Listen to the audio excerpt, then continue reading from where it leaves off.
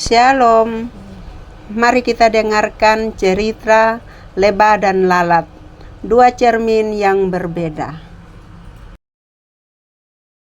Yuk, simak video dan penjelasannya.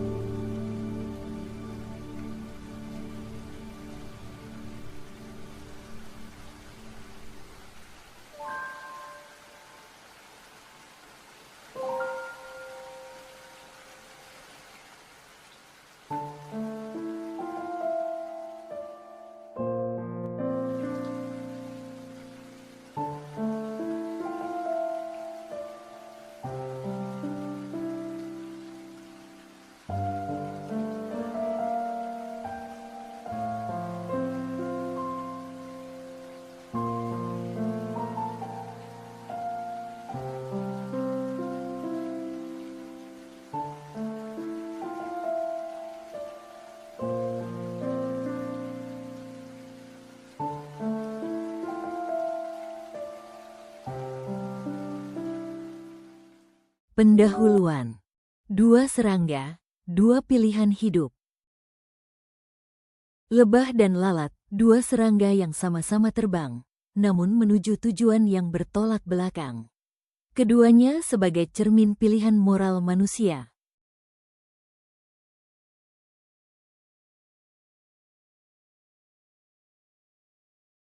Lebah dalam Alkitab, simbol berkat dan komunitas.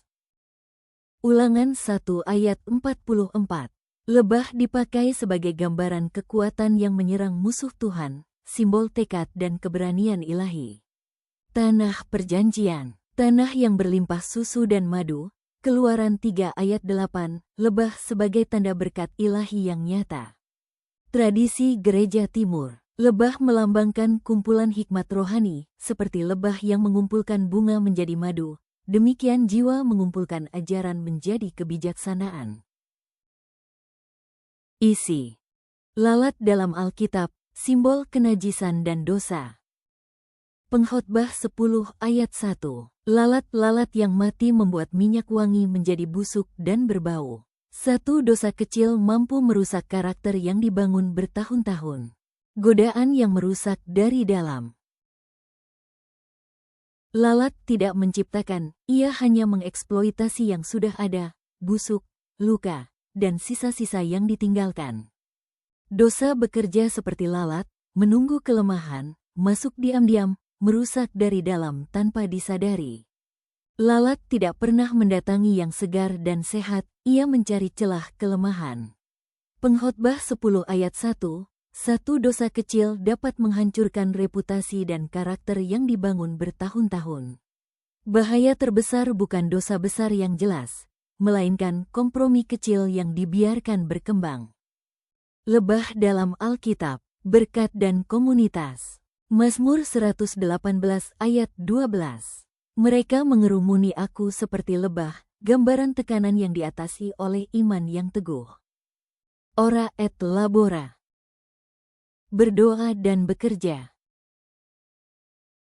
Lebah tidak pernah berhenti, ia bekerja dan berdoa melalui keteraturan ciptaan.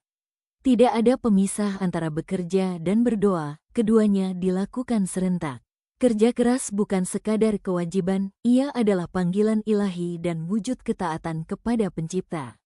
Jiwa lebah sama dengan jiwa Kristen yang hidup dalam ritme rohani yang konsisten. Etos kerja lebah. Tangan yang rajin. Tangan yang lamban membuat miskin, tetapi tangan orang rajin menjadikan kaya. Lebah adalah personifikasi tangan yang tidak pernah diam. Madu untuk bersama. Hasil kerja lebah dinikmati bersama, gambaran komunitas Kristen yang saling memberkati. Setiap anggota tubuh Kristus memiliki peran yang vital. Lebah vs lalat. Dua pola pikir berbeda.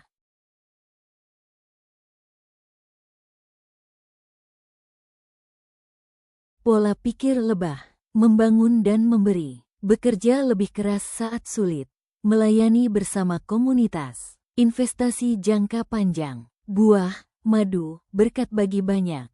Pola pikir lalat, mengambil dan merusak, menyerah dan mengeluh, parasit dan memecah belah, kepuasan sesaat, buah, busuk, merusak sekitar. Pengkhotbah 10 ayat 1, peringatan keras bagi pemimpin rohani.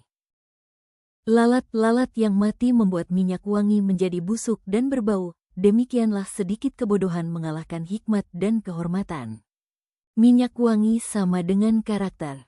Karakter, pelayanan, dan reputasi yang dibangun dengan susah payah selama bertahun-tahun dalam ketaatan kepada Tuhan. Lalat sama dengan kompromi moral, dosa tersembunyi, kebiasaan buruk, atau kompromi kecil yang dibiarkan tumbuh tanpa penanganan serius. Implikasi, integritas rohani tidak bisa dipisahkan. Satu kebohongan kecil, satu plagiasi, satu kompromi bisa menghancurkan panggilan yang sedang dibangun. Kesimpulan, menjadi lebah. Disiplin rohani harian, doa, firman, dan pelayanan, seperti lebah yang konsisten mengumpulkan nektar setiap hari tanpa pengecualian. Komunitas yang saling membangun. Sarang lebah sama dengan gereja yang berfungsi. Setiap anggota berkontribusi, tidak ada yang bekerja untuk diri sendiri semata. Berkat untuk dibagikan, madu bukan untuk lebah sendiri. Berkat rohani, hikmat, pelayanan, karunia selalu ditujukan untuk sesama. Amsal 14 ayat 23, dalam setiap jerih payah ada keuntungan. Menghindari pola pikir lalat. Dosa tersembunyi tidak datang dengan pengumuman, ia datang diam-diam seperti lalat yang hinggap tanpa disadari. Identifikasi, lalat, dalam hidupmu, kebiasaan, pikiran, atau hubungan yang perlahan merusak karakter. Pengakuan dosa yang teratur, jangan biarkan lalat berkembang biak, 1 Yohanes 1 ayat 9. Akuntabilitas komunitas, lalat berkembang dalam kegelapan, terang persekutuan membunuhnya. Jadilah lebah, bukan lalat. Panggilan hidup orang Kristen.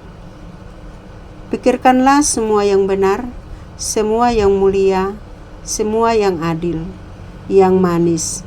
Filipi 4 ayat 8. Terima kasih sudah menyaksikan video ini, kiranya menjadi berkat bagi kita semua. Shalom, Tuhan Yesus memberkati.